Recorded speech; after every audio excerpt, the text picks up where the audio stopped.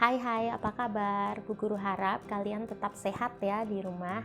Nah, kali ini kita akan membahas materi baru mengenai klasifikasi makhluk hidup. Nah, yang kita bahas di sini yang pertama tentang ciri-ciri makhluk hidup, yang kedua klasifikasi makhluk hidup, dan yang terakhir tentang mikroskop. Oke, kalau gitu selamat menyaksikan ya.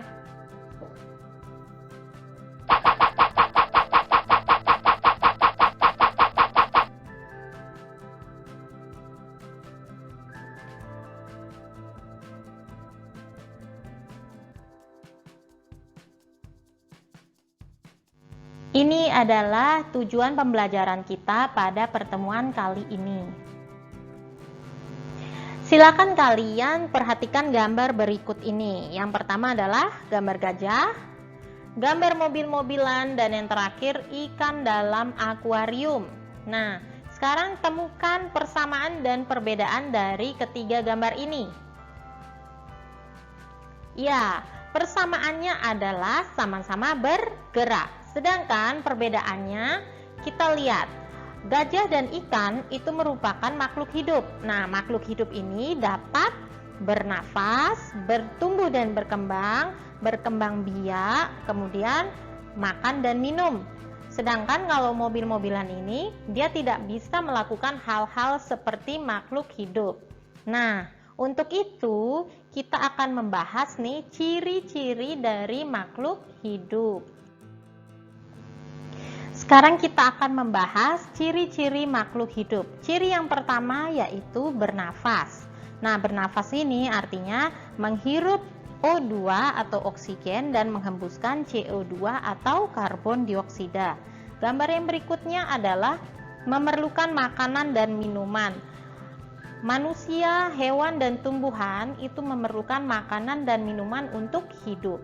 Dan yang berikutnya adalah bergerak. Ciri makhluk hidup yang berikutnya yaitu tumbuh dan berkembang biak atau reproduksi. Ciri selanjutnya yaitu peka terhadap rangsang. Contohnya daun putri malu yang jika disentuh maka akan mengatup, atau bunga anggrek yang mencari sinar matahari. Ciri berikutnya yaitu adaptasi, seperti bunglon yang beradaptasi di lingkungan sekitar dengan mengubah warna kulitnya. Ya, setelah kita belajar mengenai ciri-ciri makhluk hidup, kita akan mempelajari klasifikasi makhluk hidup. Nah, ilmu yang mempelajari tentang klasifikasi makhluk hidup ini disebut dengan taksonomi. Nah, tujuan dari taksonomi ini adalah memudahkan kita dalam mempelajari makhluk hidup. Pada awalnya, dalam klasifikasi makhluk hidup dikelompokkan dalam kelompok-kelompok berdasarkan persamaan ciri yang dimiliki. Nah, urutan kelompok ini disebut dengan takson. Sekarang kita akan lihat tingkatan takson.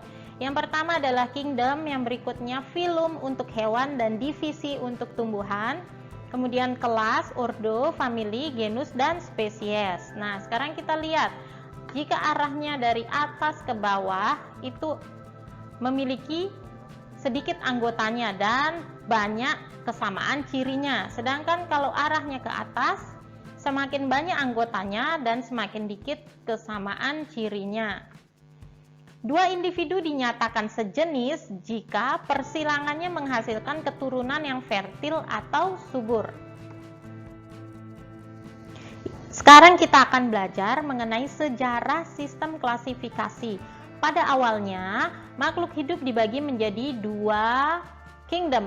Kingdom yang pertama adalah plante dengan ciri-ciri tidak bergerak aktif, menghasilkan makanan sendiri atau autotrof. Dan yang kedua adalah kingdom animalia dengan ciri-ciri bergerak aktif dan tidak dapat menghasilkan makanan sendiri atau heterotrof. Seiring berkembangnya ilmu biologi, maka para ilmuwan menemukan bahwa ada perbedaan antara plante dan fungi, sehingga antara plante dan fungi itu dipisahkan menjadi beda kingdom. Jadi sejak saat itu dibuatlah sistem klasifikasi 3 kingdom dengan kingdom yaitu Plantae, Animalia, dan Fungi. Seiring berkembangnya ilmu mikrobiologi dan ditemukannya mikroskop, para peneliti menemukan kingdom baru yaitu Monera dengan ciri-ciri uniseluler dan prokariot. Prokariot ini artinya tidak memiliki membran inti. Nah, pada kingdom yang lain yaitu Plantae, Animalia, dan Fungi memiliki membran inti atau nama lainnya eukariot. Hanya Monera saja yang tidak memiliki membran inti. Ditemukan lagi kingdom terbaru yaitu kingdom Protista. Nah, kingdom Protista ini adalah kingdom yang anggotanya sangat beragam, mencakup semua makhluk hidup eukariotik yang sebagian besar bersel satu sampai bersel banyak, yang sederhana atau belum ada diferensiasi sel. Nah, Protista ini dikelompokkan menjadi 3 kelompok besar. Yang pertama, Protista mirip hewan yaitu protozoa. Yang kedua, Protista mirip tumbuhan yaitu alga atau ganggang. Dan yang ketiga adalah Protista mirip jamur yaitu jamur lendir dan jamur air. Nah, sejak saat itu digunakanlah sistem klasifikasi 5 kingdom hingga saat ini. Selanjutnya kita membahas mengenai sistem penamaan makhluk hidup. Sistem ini ditemukan oleh Carolus Linnaeus. Nah, sistem penamaan makhluk hidup ini dinamakan binomial nomenklatur atau tata nama ganda. Tujuannya adalah agar nama makhluk hidup yang ada di bumi ini memiliki nama yang universal. Cara penamaannya yang pertama, terdiri dari 2 kata. Kata pertama genus dan kata kedua spesies. Yang kedua, antara kata kedua dan ketiga diberi spasi. Yang ketiga, jika ada 3 kata, di antara kata kedua dan ketiga diberi tanda strip tanpa spasi. Dan yang keempat, hanya huruf pertama kapital. Dan yang terakhir adalah cetak miring atau diberi garis bawah. Nah, seperti contoh di sini, Maize. Ada yang tahu itu nama Latin dari apa? Ya, betul sekali. Nama Latin dari jagung. Berikutnya kita akan belajar mengenai mikroskop. Mikroskop ini sendiri adalah alat bantu kita untuk mengamati makhluk hidup yang ukurannya sangat kecil.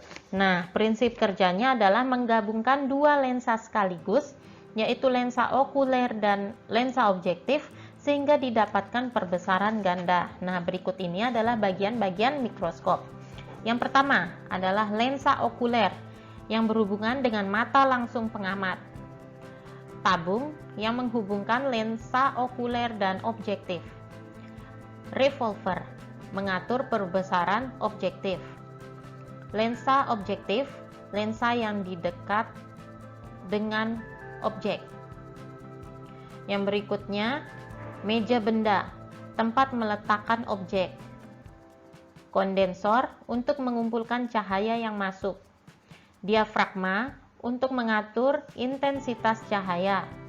Cermin untuk menangkap cahaya. Kaki sebagai penyangga mikroskop. Sendi inklinasi untuk mengatur sudut atau tegaknya mikroskop. Lalu ada pegangan sedia untuk menjepit preparat, pegangan untuk memindahkan atau membawa mikroskop, skrup pengarah halus untuk menggerakkan lensa objektif terhadap preparat secara pelan atau halus, dan yang terakhir ada skrup pengarah kasar. Fungsinya untuk menggerakkan ke atas dan ke bawah secara cepat.